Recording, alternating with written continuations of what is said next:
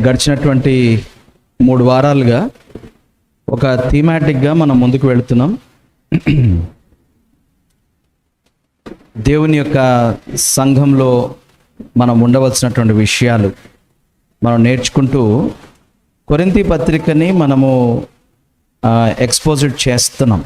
పోయిన వారము శరీర సంబంధమైనటువంటి మనుషులుగా ఉండకుండా మనము ఉన్నత స్థితికి ఎదగాలి అని మనం నేర్చుకుంటూ, దేవుడు మనకిచ్చినటువంటి ఒక అసైన్మెంట్, పనిని మనం నిర్వర్తించాలి అనేటటువంటి విషయాల్ని మనము స్వపరిశీలన చేసుకుంటూ గత వారం నుంచి వ్యక్తిగతంగా మనము ఎవరికి వారం మనం పరీక్షించుకుంటూ ఉన్నాం. ఇటువంటి స్థితిలో ఉన్నటువంటి మనము మరి ప్రకృతి సంబంధమైనటువంటి మనుషులం కాదు. తిరిగి జన్మించాం కాబట్టి మనం ఆత్మ సంబంధమైన మనుషులము. తిరిగి జన్మించిన తర్వాత కూడా ఇంకా మన రక్షణకు, మన పిలుపుకు మనం స్పందించకపోతే పసిపిల్లల్లాగా శరీర సంబంధులుగా జీవిస్తున్నట్టుగా ఉంటుంది అనే విషయాన్ని మనం తెలుసుకుంటూ, అటువంటి స్థితి నుంచి ఉన్నత స్థాయి క్రైస్తవ్యానికి మనము ఎదగాలి అని మాట్లాడుతూ పోయిన వారం మనం ముగించాం. ఈ 1 కొరింథీయులకు రాసినటువంటి పత్రిక యొక్క ఎక్స్పోజిషన్ని ఈ వారం కూడా మనం కొనసాగిద్దాం. 3వ అధ్యాయము 4వ వచనం దగ్గర ఆపాము. అక్కడి నుంచి ఈరోజు ఆల్మోస్ట్ 4వ అధ్యాయం 5వ వచనం వరకు మనం ఎక్స్పోజిట్ చేస్తూ వెళ్తాం. అలాగే 4వ అధ్యాయాన్ని మనం ముగిస్తాం. దేవుని నడిపింపును బట్టి వచ్చే వారం 5వ అధ్యాయంలోకి మనం వెళ్ళే ప్రయత్నం చేస్తాం. ఎందుకంటే as I'm studying, God is taking us through all these things. సంఘము గురించినటువంటి విషయాలు మనం మాట్లాడుతున్నాం. సంఘములో ఉన్నటువంటి విశ్వాసుల గురించి మాట్లాడుతున్నాం. సంఘానికి దేవుడిచ్చినటువంటి వరముల గురించి మాట్లాడాం. సంఘానికి దేవుడిచ్చినటువంటి పరిచర్యల గురించి మనం చర్చించాం. సంఘంలో ఉన్నటువంటి వారు శరీర సంబంధులుగా ఉండకూడదు, ఆత్మ సంబంధులుగా ఉన్నత స్థాయి క్రైస్తవులుగా ఉండాలి అని మనం నేర్చుకున్నాం. ఈరోజు మన లేఖన భాగం 1 కొరింథీయులకు రాసిన పత్రిక 3వ అధ్యాయానికి వద్దాం. అక్కడ 5వ వచనం నుంచి మనము వర్స్ బై వర్స్ ఈరోజు ఎక్స్పోజిట్ చేస్తూ మనం ముందుకు వెళ్తాం.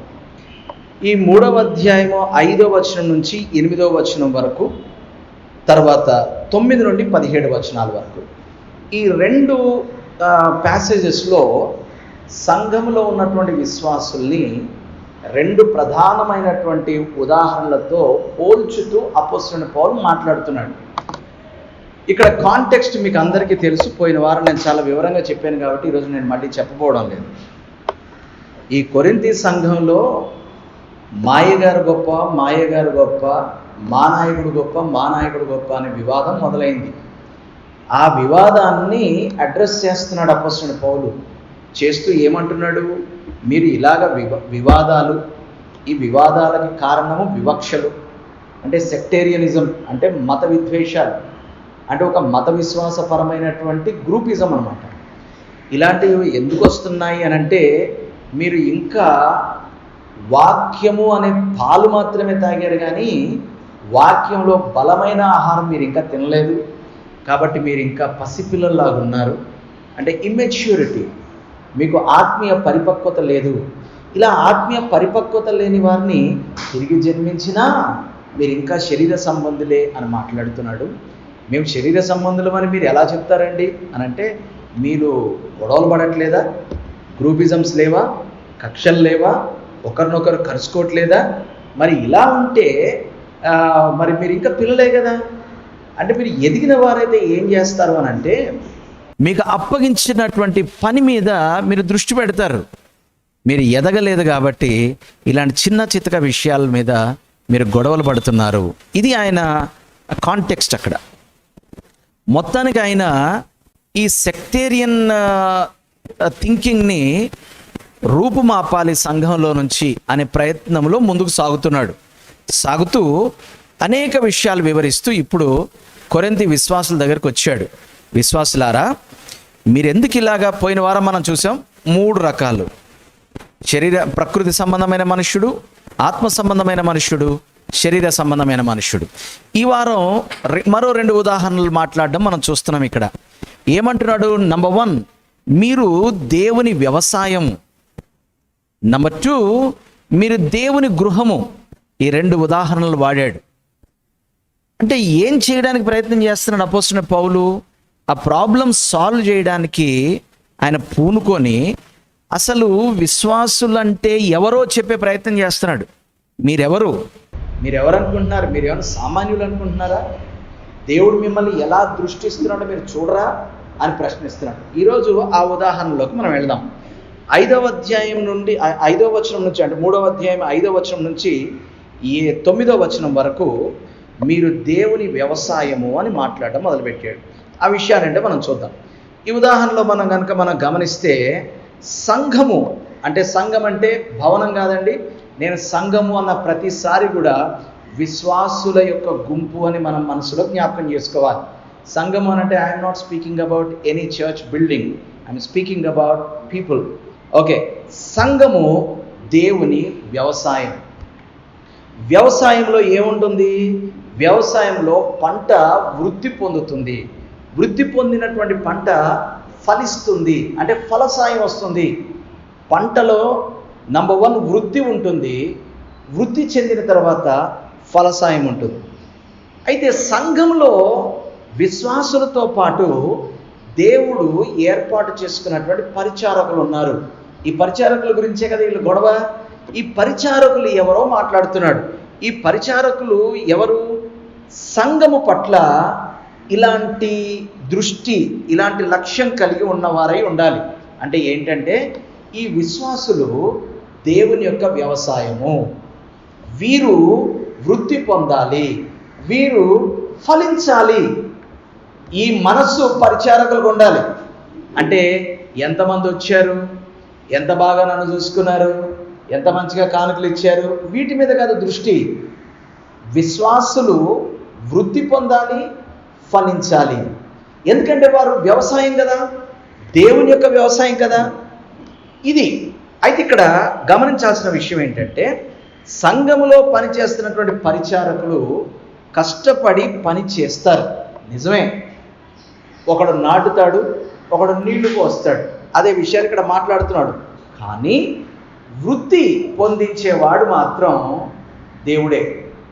అంటే నువ్వు నాటినంత మాత్రాన ఫలం రావాలనేమీ లేదు. నువ్వు జాగ్రత్తగా నీళ్లు పోసినంత మాత్రాన ఫలం వస్తుందని గ్యారంటీ లేదు. నీ ప్రయత్నాలు నువ్వు చేస్తావు, కానీ రిజల్ట్ మాత్రం దేవుడు తన చిత్తానుసారంగానే తెచ్చుకుంటాడు. కాబట్టి ఈ మొదటి ఉదాహరణ ద్వారా ఏం చెప్పడానికి ప్రయత్నం చేస్తున్నాడో నేను ఆ లేఖనం చదువుతాను, చాలా జాగ్రత్త వినండి. మీలో అసూయయు కలహము ఉండగా మీరు శరీర సంబంధమైన మనుష్య రీతిగా నడుచుకున్న వారు కారా? ఇక్కడ మనం పోయిన వారం ఆపేశాం. ఇప్పుడు ఒకడు నేను పౌలు వాడను, మరి ఒకడు నేను అపోల్లో వాడను అని చెప్పినప్పుడు మీరు ప్రకృతి సంబంధమైన మనుష్యులు కారా? అంటే ఇలా గనక కీచులాడుకుంటే మీరు ఇంకా తిరిగి జన్మించిన వారే కాదు, తిరిగి జన్మించిన ఉపయోగం ఏమీ లేదు అని మాట్లాడుతూ ఇప్పుడు ఈరోజు సబ్జెక్ట్లోకి వెళ్దాం. అపోల్లో ఎవడు? పౌలు ఎవడు? పరిచారకులే కదా, అంటే యజమానులు కాదు కదా అని మాట్లాడుతున్నాడు. ఆ వ్యవసాయానికి యజమాని పరిచారకుడు కాదు. ఏ సంఘంలో అయితే కాపరత్వం చేస్తున్నారో, ఏ సంఘంలో అయితే పరిచయం చేస్తున్నారో, ఆ సంఘానికి అధికారులు, యజమానులు మీరు కాదు. మరి నేను అసలు నాటిందే నేనండి, అయినా కూడా నువ్వు ఓనర్ కాదంటున్నాడు. నాటి వెళ్ళిపోయాడండి, నేను నీళ్లు పోసానండి, అయినా నువ్వు ఓనర్ కాదు. ఆ వ్యవసాయానికి నీకు అసలు ఎటువంటి సంబంధం లేదు. ఏమన్నాడు? మరి మేమెవరు? పరిచారకులే కదా, అంటే పని చేయాలి, పక్కకు పోవాలి, పరిచారకులే కదా. ఇంకా ఏం మాట్లాడుతున్నా చూడండి. ఒక్కొక్కరికి ప్రభు అనుగ్రహించిన ప్రకారము వారి ద్వారా మీరు విశ్వసించిరి. అంటే ఒకరి ద్వారా ఒకటి నేర్చుకున్నారు, ఒకరి ద్వారా ఒకటి నేర్చుకున్నారు, ఒకరి ద్వారా ఒకటి నేర్చుకున్నారు. అంటే ఒకరి ద్వారా కొంత వృద్ధి పొందారు, ఒకరి ద్వారా కొంత వృద్ధి పొందారు, ఒకరి ద్వారా కొంత వృద్ధి పొందారు, అంతే. చూడండి, చాలా జాగ్రత్తగా ఆలోచించండి. ఒక విశ్వాస యొక్క జీవితంలో దేవుడు ఆయా సందర్భాల్లో ఆ విశ్వాసిని ఎలా ఎలా పెంచాలో, ఆ పెంచడానికి కావలసినటువంటి వ్యక్తుల్ని ఆయా సందర్భాల్లో ఆయన చిత్తానుసారంగా నడిపించుకొని ఆయన ఆ విశ్వాస జీవితంలో పరిచర్య చేయించుకుంటున్నాడు. పరిచర్య చేయించుకొని తనకు తగిన వానిగా ఆయన వాణ్ణి డెవలప్ చేసుకుంటున్నాడు. అందరూ కేవలం పాత్రదారులే తప్ప ఇక్కడ సూత్రధారి ఎవడూ లేడు. అయ్యగారు, ఆ రోజు మీరు నేర్పిన వాక్యాలేనండి, ఆపండమ్మా. ఆ రోజున దేవుడు మీకు నేర్పించుకోవడానికి నేను అనే ఒక పాత్రను తాత్కాలికంగా వాడుకున్నాడు. నేను పోతే ఇంకొకడు వస్తాడు, ఇంకొకడు పోతే ఇంకొకడు వస్తాడు, ఇంకొకడు పోతే ఇంకొకడు వస్తాడు. ప్రభు మిమ్మల్ని విడువడు. ఇది ముఖ్యం. ఎందుకు అనంటే మిమ్మల్ని బంజరు భూమిగా వదలడైనా. ఆయన వ్యవసాయకుడు, మీరు ఆయన వ్యవసాయం. ఆ వ్యవసాయంలో ఒక పరిచారకునికి ఒక కృపనిచ్చి, అంటే వానికి ఒక ఎబిలిటీని ఇచ్చి, ఆ ఎబిలిటీని వినియోగించడానికి ఒక గిఫ్ట్ ఇచ్చి తీసుకొచ్చి మీ మీద ప్రయోగించాడు. వాడు పనిచేశాడు, మీరు తయారయ్యారు, అంతే. పరిచారకులే కదా. అపోల్లో ఎవడు, పౌలు ఎవడు? పరిచారకులే కదా. ఒక్కొక్కరికి ప్రభు అనుగ్రహించిన ప్రకారము వారి ద్వారా మీరు విశ్వసించింది. ఉదాహరణకి, నేను నాటి తిని, అపోల్లో నీళ్లు పోసాను. వృద్ధి కలుగజేసిన వాడెవరు? దేవుడే. వృద్ధి కలుగజేయవాడు దేవుడే. కాబట్టి వృద్ధి కలుగజేయు దేవునిలోనే కానీ నాటు వానిలోనైనను నీళ్లు పోయి వానిలోనైనను. కాబట్టి ఎవడిని మొయ్యకండి. ఆనాడండి పోశాడు, ఆపండి. ఆనాడు నాటాడు, ఆపండి. వారిలో ఏమీ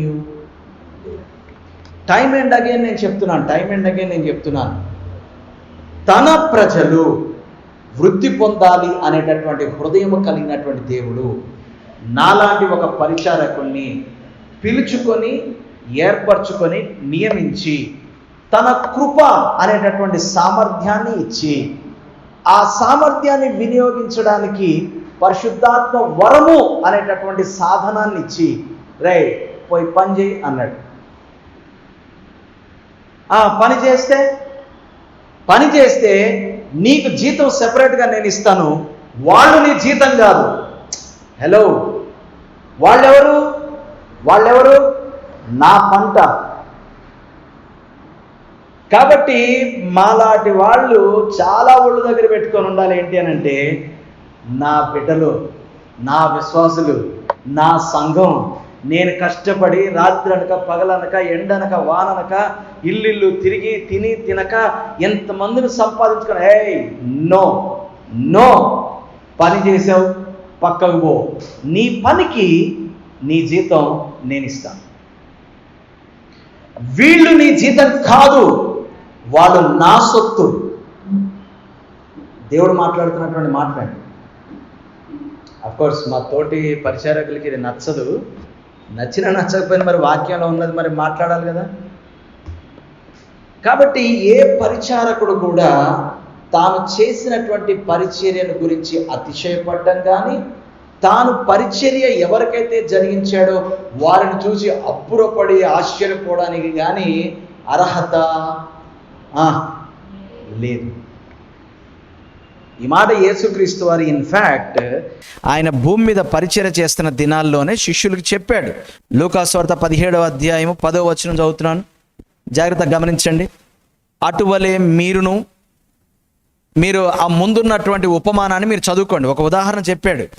ఆ ఉదాహరణ చెప్పిన తర్వాత ఇప్పుడు అటువలే అంటున్నాడు. అటువలే మీరును మీకు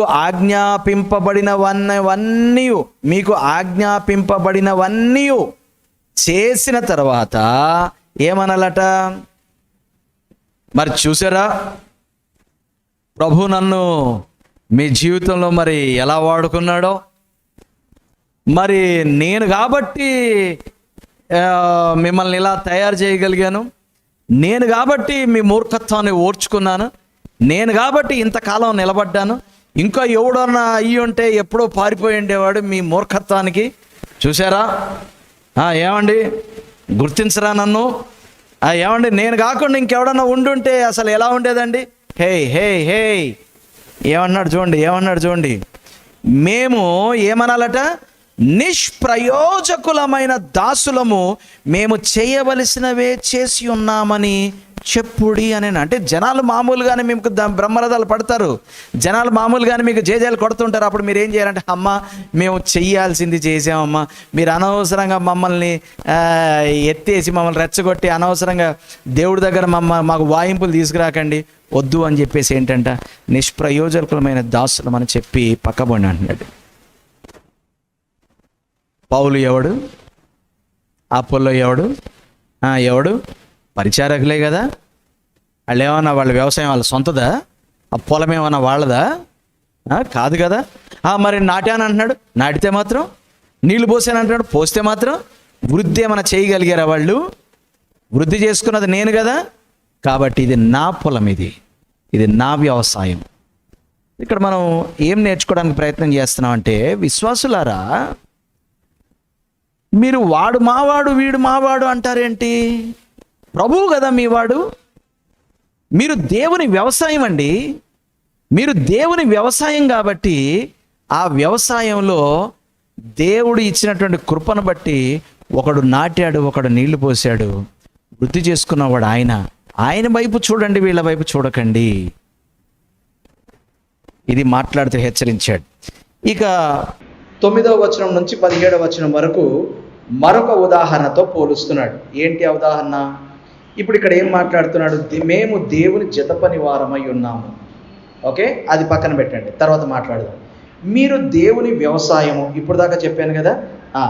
రెండవ ఉదాహరణ ఏం చెప్తున్నాడు? మీరు దేవుని గృహమునై ఉన్నారు.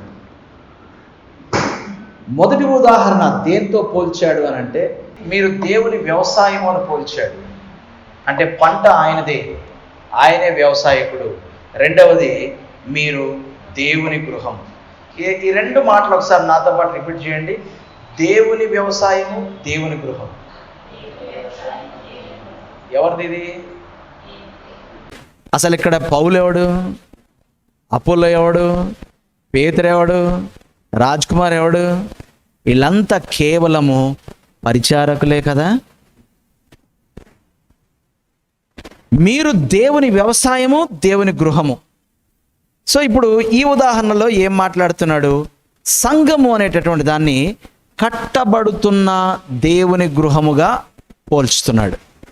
దేవుని గృహము అంటే దేవుని నివాసము, అంటే దేవుని ఇల్లు. దాన్నే దేవాలయము అన్నాం, లేదా మందిరము అన్నాం. సో మందిరం అన్నా, దేవాలయం అన్నా, దేవుని నివాసం అన్నా, దేవుని ఇల్లు అన్నా, దేవుని గృహం అన్నా ఏదైనా ఒకటే. ఇక్కడ దేన్ని పోల్చి మాట్లాడుతున్నాడు? రాళ్లతో కట్టబడినటువంటిది కానీ డేరాలతో కట్టబడిన దాని గురించి మాట్లాడడం లేదు. సజీవమైన రాళ్లతో పేర్చబడినటువంటి సంఘము అనేటటువంటి దాన్ని దేవుని ఇల్లుగా పోల్చి మాట్లాడుతున్నాడు. మొదటి ఉదాహరణ నేర్చుకున్నాము, ఇది దేవుని వ్యవసాయము. రెండవ ఉదాహరణ నేర్చుకుంటున్నాము, ఇది దేవుని యొక్క గృహము. అయితే ఈ గృహము కట్టబడతా ఉంది, ఇది కట్టబడతా ఉంది. సాధారణంగా ఆర్కిటెక్చర్లో మనం చూస్తే ఒక ఫ్లోర్ ప్లాన్ అనేది ఒకటి ఉంటుంది. బిల్డింగ్ మొత్తం కూడా ఈ ఫ్లోర్ ప్లాన్ ప్రకారంగానే వెళ్ళాలి తప్ప ఫ్లోర్ ప్లాన్ మారకూడదు. ఫ్లోర్ ప్లాన్ మార్చేస్తాను, నాకు నచ్చినట్టుగా గోడ ఇలా అడ్డంగా కట్టుకుంటానంటే కట్టుకోగాని ఆ గోడ నిలబడదు. ఫ్లోర్ ప్లాన్ ప్రకారంగా కడితేనే ఆ గోడ నిలబడుతుంది. ఆ గోడ మీద ఎన్ని గోడలు కట్టినా నిలబడతాయి. అది ఏమాత్రం తేడా వచ్చినా అక్కడికి ఇరిగిపోద్ది. అలాగా ఈ ఒక భవనంలో ఏముంటాయి? నంబర్ 1, ఈ ఎవరైతే ఓనర్ ఉంటాడో ఆయనకు నచ్చిన ఒక ప్లాన్ ఉంటుంది. ఆ ప్లాన్ ప్రకారంగా ఏమవుతుంది? పునాది వేస్తారు. ప్రతివాడు కూడా ఈ పునాది మీదే కట్టాలి. అలాగే సంఘము కూడా దేవుడు తన సొంత ప్రణాళిక చొప్పున ఆయన ఒక పునాది నియమించాడు. ఇప్పుడు 10వ వచనంలో అదే మాట్లాడుతున్నాడు. దేవుడు నాకు అనుగ్రహించిన కృప చొప్పున, నా ఇష్ట ప్రకారంగా కాదు, నా సొంతంగా కాదు, దేవుడు నాకు అనుగ్రహించిన కృప చొప్పున నేను నేర్పరి అయిన శిల్పకారుని వలె పునాది వేసి తిని, మరి ఒకడు దాని మీద కట్టుచున్నాడు. ప్రతివాడు దాని మీద ఎలాగూ కట్టుచున్నాడో జాగ్రత్తగా చూచుకోను. ఇందాక వ్యవసాయంలోనేమో పరిచారకులు అన్నాడు, ఇప్పుడు గృహంలోనేమో ఏమంటున్నాడు? కట్టువాడు అంటున్నాడు. ఈ కట్టేవాడు నంబర్ 1 మాస్టర్ ప్లాన్ని అనుసరించి కట్టాలి. నంబర్ 2 వేయబడిన పునాది మీదే కట్టాలి తప్ప వేరొక పునాది మీద కట్టడానికి వీల్లేదు. అంటే తండ్రి తన యొక్క ఒరిజినల్ యాక్చువల్ ప్లాన్ ప్రకారంగా యేసుక్రీస్తునందు బయలుపరిచిన, పోయిన వారం కూడా నేను ఈ విషయాన్ని మీకు వివరంగా చెప్పాను, యేసుక్రీస్తునందు బయలుపరిచిన రక్షణ అనేటటువంటి విశ్వ ప్రణాళిక ఏదైతే ఉందో దానిని పరిశుద్ధాత్మ శక్తి ద్వారా మనకు అనుగ్రహించాడు. ఇప్పుడు దేవునికి ఒక వ్యక్తి మీద, ఆ వ్యక్తి వృద్ధి పొంది తనకు తగినటువంటి వానిగా ఎలా తయారవ్వాలో దేవునికి ఒక ప్రణాళిక ఉంది. ఆ ప్రణాళికను దేవుడు తన కుమారుడైన యేసుక్రీస్తు ద్వారా పరిశుద్ధాత్మ వలన అపోస్తలులకు అనుగ్రహించాడు. దాని మీద వారు సంఘానికి పునాది వేశారు. ఇక మిగతా వాళ్ళంతా కూడా కట్టేవాళ్లే. కట్టేవాడు ఏం చేయాలి? నంబర్ 1 ఈ మాస్టర్ ప్లాన్ని అనుసరించి ఆ పునాది మీదే కట్టాలి. నంబర్ 2 కట్టేటప్పుడు ఎలా కడుతున్నాడో జాగ్రత్తగా ఉండాలి. ఒకడేమో బంగారము, వెండి, రాళ్ళుతో కడుతున్నాడంట. ఓకే, 12వ వచనంలోకి రండి. పునాది ఎవరు? 11వ వచనం, ముందుకు వెళ్దాం. వేయబడినది తప్ప మరి ఒక పునాది ఎవడును వేయనేరడు. సో ఈ పునాది ఎవరు? క్రీస్తే. సంఘము అనేటటువంటి దాన్ని కట్టడానికి పునాది అంటే బిగినింగ్, ఆరిజిన్ ఏమై ఉండాలి? ఏమై ఉండాలి? నా జ్ఞానము, నా తెలివితేటలు, నా విద్యాభ్యాసము, నాకున్నటువంటి పరపతి, నేను చేయగలిగినటువంటి పనులు, నా సామర్థ్యాలు, నా తలాంతులు, వీటిని బేస్ చేసుకొని సంఘాన్ని కడితే ఉండదు. అది క్రీస్తు సంఘము కాదు.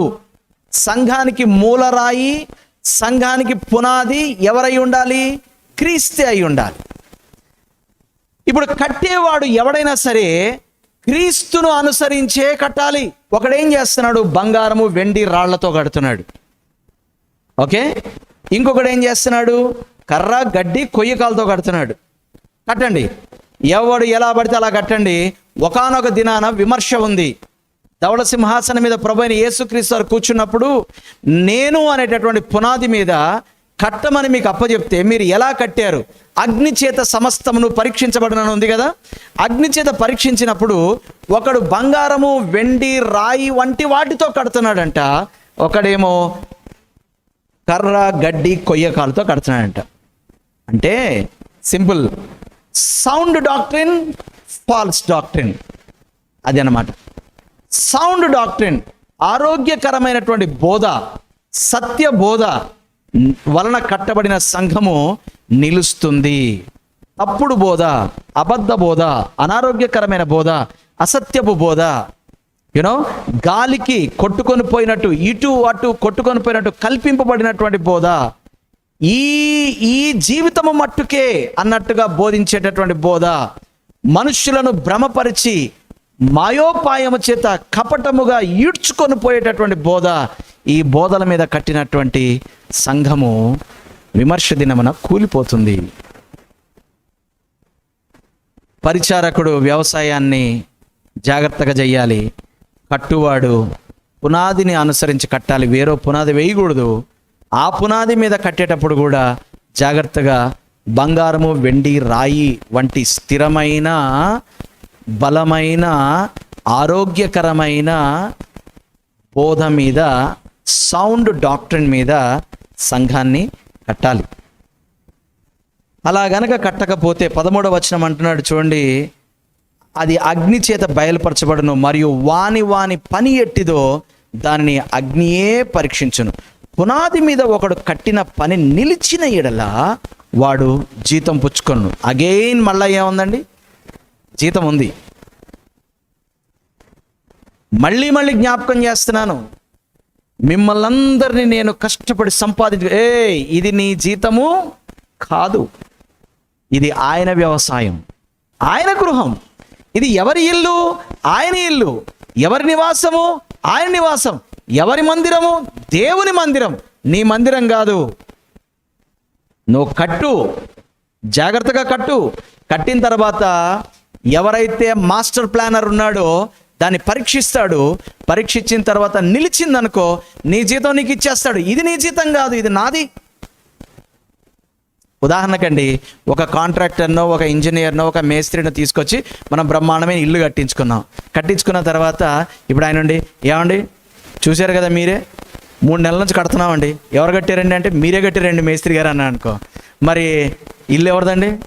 నాదే కదండి అంటే ఊరుకుంటామా? చెప్పండి. అక్కడేమో మనకు నవ్వు వస్తుంది. అరే ఇంత వెటకారంగా మాట్లాడుతున్నావేంట్రా? సరే నువ్వే కట్టావు, ఊరంతా చూసింది. 3 నెలలు కాదు 3 సంవత్సరాల నుంచి నువ్వే కడుతున్నావు. రాత్రి అనక పగలనక ఇక్కడే వండుకొని తింటా కడుతున్నావు, కట్టావు. కానీ కట్టించుకున్నది ఎవరు? నేను కదా. మాస్టర్ ప్లాన్ ఎవరిది? నాది కదా. కాబట్టి నివసించాల్సిన వాడిని ఎవరు? నేను కదా.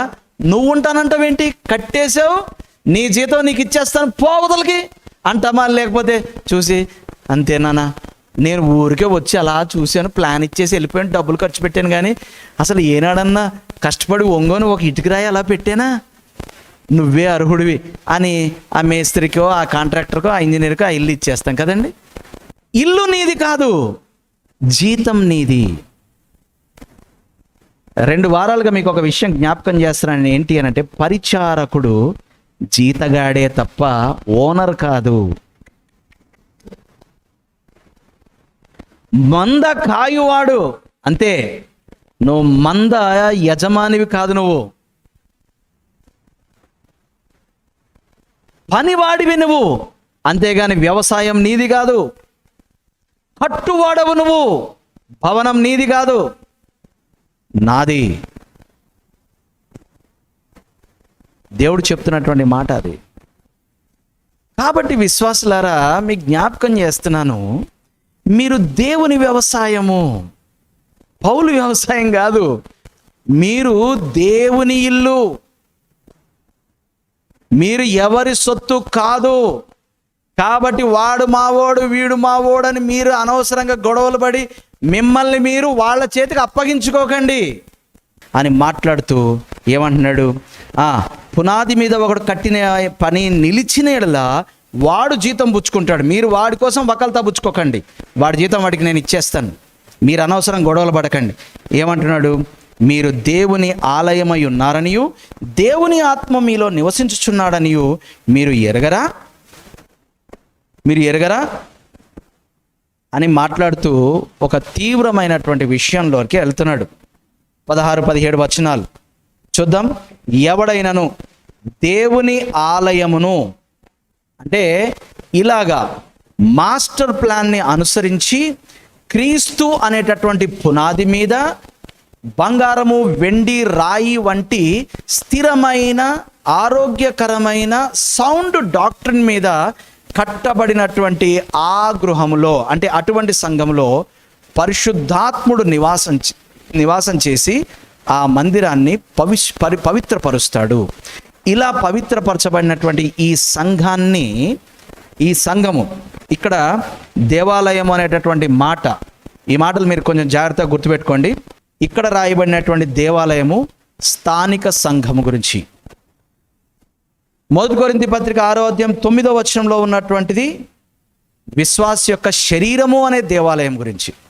ఎఫెసీ పత్రిక 2వ అధ్యాయం 20వ వచనంలో రాయబడింది సార్వత్రిక సంఘం గురించి మాట్లాడుతున్నాడు.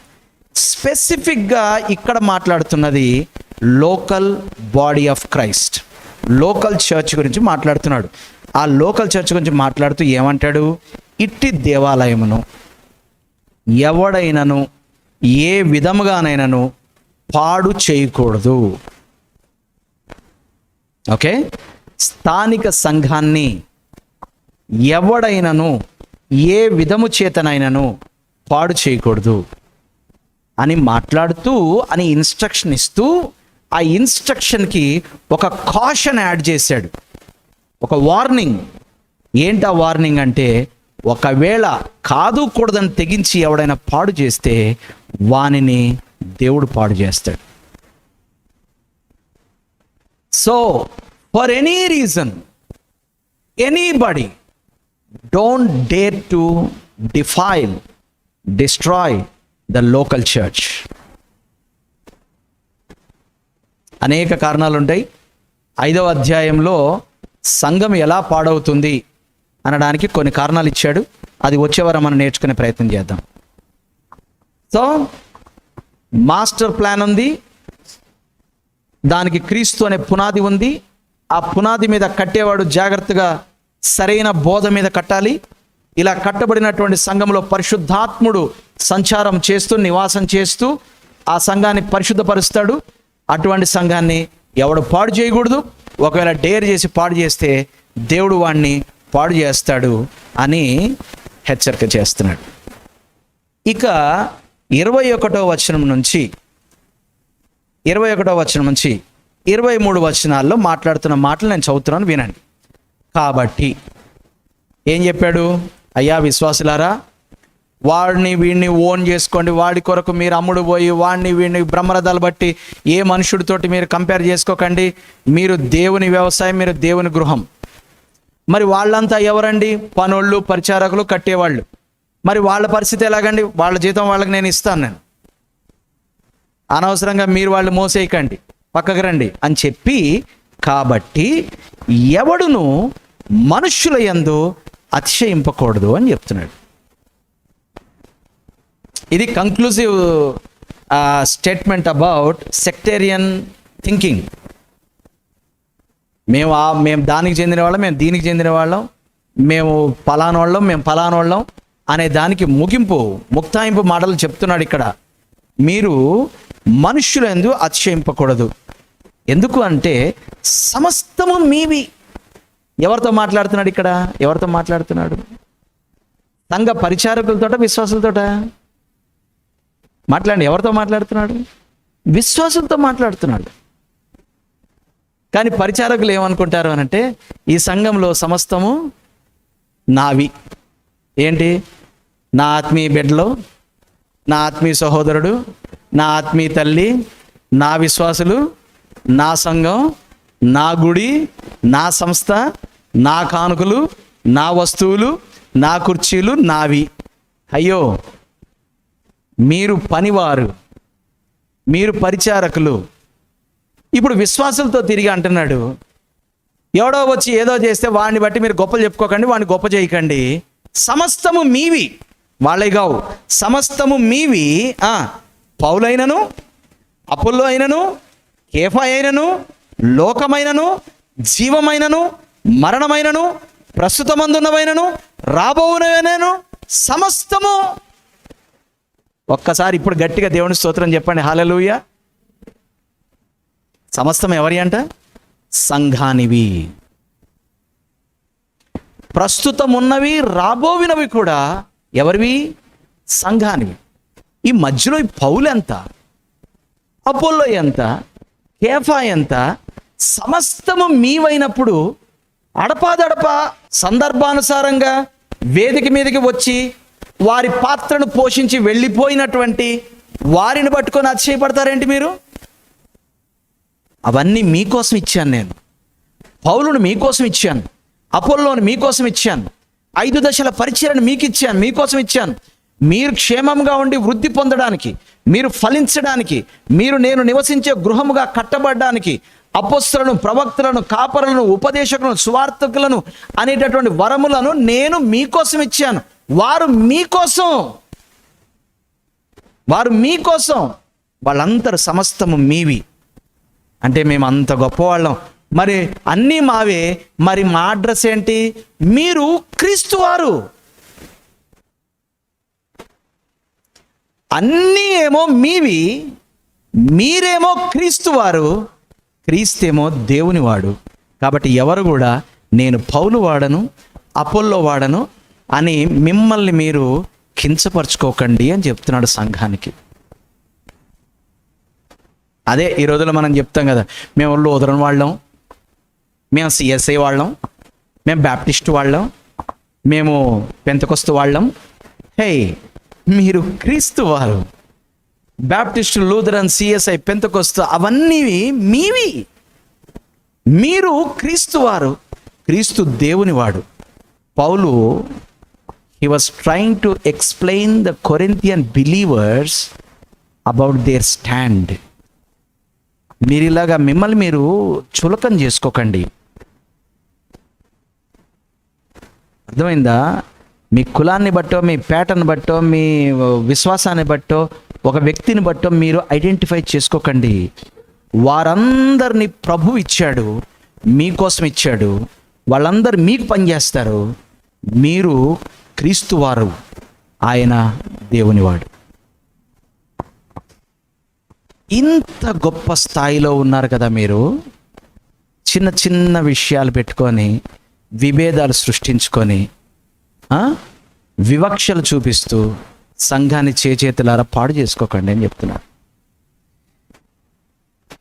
మీరు క్రీస్తు వారు అనడానికి ఒక 3 వచనాలు చూపించి నేను ఇంకా దీన్ని బలపరచాలని ఇష్టపడుతున్నాను. రోమాపత్రికలోకి రండి, 14వ అధ్యాయం 8వ వచనం. మనము బ్రతికినను ప్రభువు కోసమే బ్రతుకుచున్నాము, చనిపోయినను ప్రభువు కోసమే చనిపోచున్నాము. కాబట్టి బ్రతికినను చనిపోయినను ప్రభువు వారం. ఏమంటుందండి బైబిల్? మీరు పౌలు వారు అంటుందా? చెప్పండి, ప్రభువారు. 2 కొరింథీ పత్రికకి రండి, 10వ అధ్యాయం. 2 కొరింథీ పత్రిక 10వ అధ్యాయం 7వ వచనం. 10వ అధ్యాయం 7వ వచనం. సంగతులను పైపైనే మీరు చూచుచున్నారు. ఎవడైనను తాను క్రీస్తు వాడనని నమ్ముకుని ఎడల అతడు ఎలాగూ క్రీస్తువాడో అలాగే మేమును క్రీస్తువారమని తమ మనస్సులో తిరిగి ఆలోచించుకొనవలెను. ఏం మాట్లాడుతున్నాడు ఇక్కడ? సంగతులను పైనే చూసేవాడు ఏమంటాడట? మేము వాళ్ళోళ్ళం వీళ్ళోళ్ళం అంటాడంట. అయ్యా, మీకు మీరు మళ్ళీ ఆలోచించుకోండి. మీరెవరు? క్రీస్తువారు. లోతైన క్రైస్తవ్యం, ఉన్నత స్థాయి క్రైస్తవ్యం, దీని గురించి మాట్లాడుతున్నాను నేను. ఉపరితల క్రైస్తవ్యం, పైన క్రైస్తవ్యం, సూపర్ఫిషియల్ సర్ఫేస్ లెవెల్ క్రైస్తవ్యం దాటాలి. మనం లోతైన క్రైస్తవానికి వెళ్ళాలి, ఎత్తైన క్రైస్తవానికి వెళ్ళాలి. గలతీ పత్రిక 3వ అధ్యాయం 29వ వచనం. గలతీ పత్రిక 3వ అధ్యాయము 29వ వచనం. మీరు క్రీస్తు సంబంధులైతే ఆ పక్షమందు అబ్రహాము యొక్క సంతానమయ్యుండి వాగ్దాన ప్రకారము వారసులేను. Excellent scripture. మీరు క్రీస్తు వారు కదా. ఒకవేళ గనక మీరు క్రీస్తు వారు అని గనక నమ్మితే అప్పుడు మాత్రమే వాగ్దాన ప్రకారము అబ్రహాము యొక్క సంతానమయ్యుండి వాగ్దాన ప్రకారం వారసులు అవుతారు. ఈ మాట ఎంతమందికి అర్థమైంది? అంటే సింపుల్ ఏంటంటే, మీరు ఎవరి వారంటే వాళ్ళ వారసత్వం వస్తుంది, జాగ్రత్త. అదనమాట. మీరు ఎవరండి అంటే రాజ్కుమార్ గారి అన్నాం అనుకోండి. రాజ్కుమార్ గారికి ఏముంది? ఆ బూడిద చెత్త గడ్డి అవి వస్తాయి అనమాట మీకు. ఒకవేళ మీరు క్రీస్తు వారం అన్నారనుకోండి, వాగ్దాన ప్రకారం అబ్రహాం యొక్క సంతానం అయ్యుండి ఆ వాగ్దానాలన్నిటికీ మీరు వారసులు అవుతారు. చాయిస్ మీది. ఇప్పుడు చెప్పండి కొరింథీ విశ్వాసులారా, మీరు పౌలు వారా? వద్దండి, పౌలుకి ఏమన్నాయండి? పౌలుకి ఏమన్నాయి?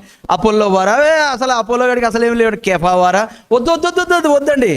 చెప్పండి, మళ్ళీ చెప్పండి. ఎవరి వారు మీరు? ప్రభు వారం అండి. ఎవరి వారు మీరు? క్రీస్తు వారం అండి.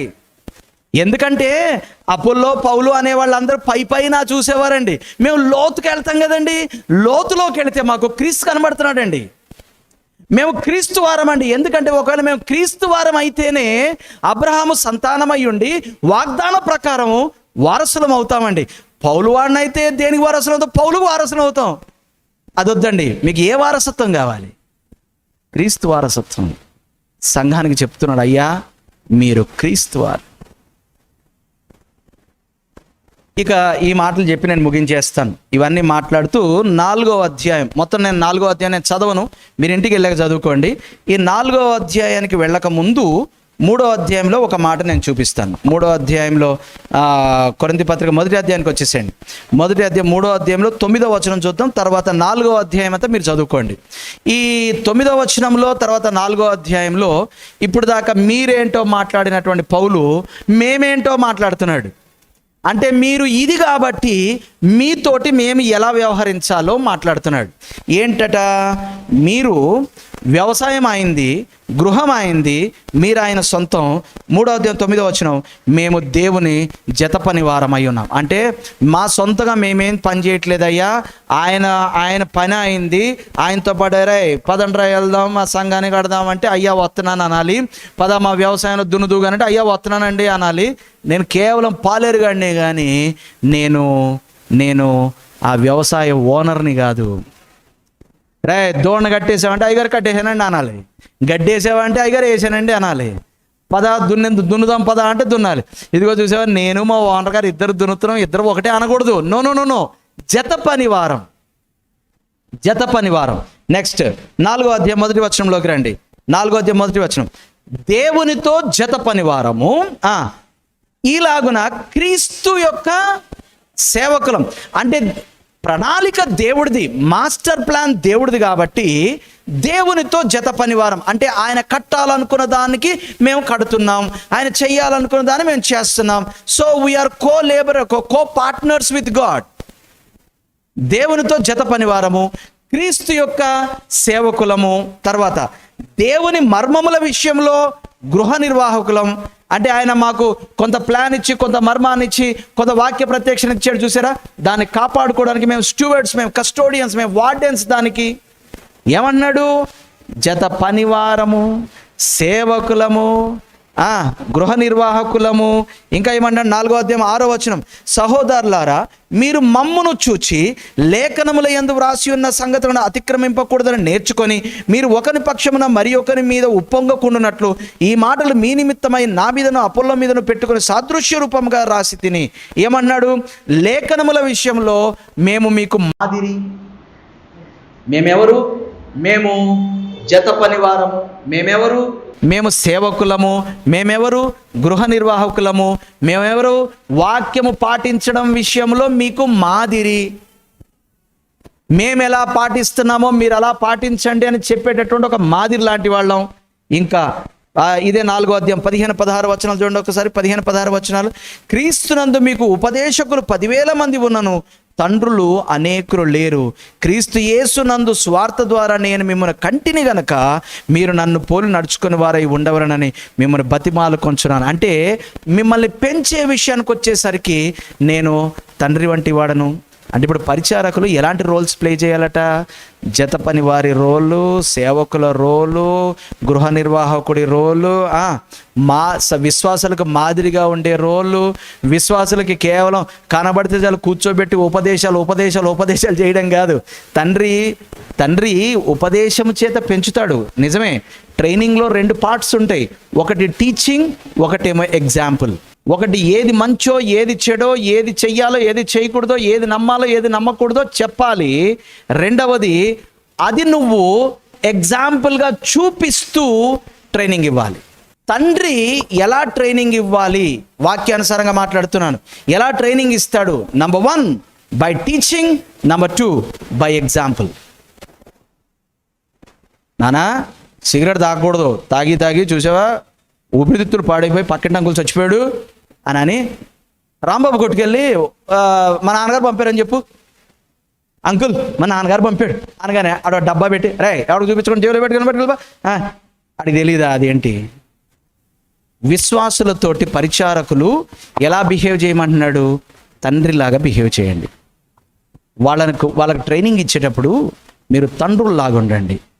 అంటే ఉపదేశించండి, మాదిరి చూపించండి. ఇవి మీ పాత్రలు. దేవునితో మీరు జత పనివారు, క్రీస్తు యొక్క సేవకులు. మీకు ఇవ్వబడినటువంటి మర్మముల విషయంలో మీరు గృహ నిర్వాహకులు. లేఖనములను అనుసరించండి అని చెప్పడంలో విశ్వాసులకు మాదిరి. వాళ్ళని పెంచేటప్పుడు మాత్రం ఉపదేశకులుగా పెంచకండి. ఎలా పెంచాలో? పెంచేటప్పుడు ఎలా పెంచాలంట? తండ్రిలాగా పెంచండి. ఉపదేశకులు 1000 మంది వస్తారంట. తండ్రులు లేరంట సంఘంలో. ఏం మాట్లాడుతున్నాడండి? అర్థమైందా? ఉపదేశకులు కావాలంటే వారానికి ప్రతి వారం ఒక గెస్ట్ స్పీకర్ని పిలవచ్చు. ఉపదేశాలు కావాలంటే యూట్యూబ్లో కూడా చూసుకోవచ్చు. సంఘానికి ఎవరు కావాలంటే తండ్రి కావాలి. సంఘంతో మాట్లాడుతున్నాడు, మీరు క్రీస్తు వారు, క్రీస్తు దేవునివాడు, ఇవ్వబడినవన్నీ కూడా మీవి. ఇదంతా చెప్పి పరిచారకులకు చెప్తున్నాడు, అయ్యా మనమైతే ఇలా వ్యవహరించాలి వాళ్ళ పట్ల. దేవుని పని కాబట్టి దేవునితో జత పని వారం, క్రీస్తు పరిచారకుడు కాబట్టి క్రీస్తు సేవకులం. మరి ఆ సంఘాన్ని ఎలా పెంచాలో ఆ మర్మాన్ని మనకి ఇచ్చాడు కాబట్టి ఆ మర్మములను జాగ్రత్తగా కాపాడే గృహ నిర్వాహకులం. లేఖనాల్ని అనుసరించమని వాళ్ళకి నేర్పాలి కాబట్టి మనం అనుసరిస్తూ వెళుతుంటే వాళ్ళు అనుసరిస్తారు. ఆ విషయంలో మనం మాదిరులం, వాళ్ళని పెంచే విషయంలో మనం తండ్రులం.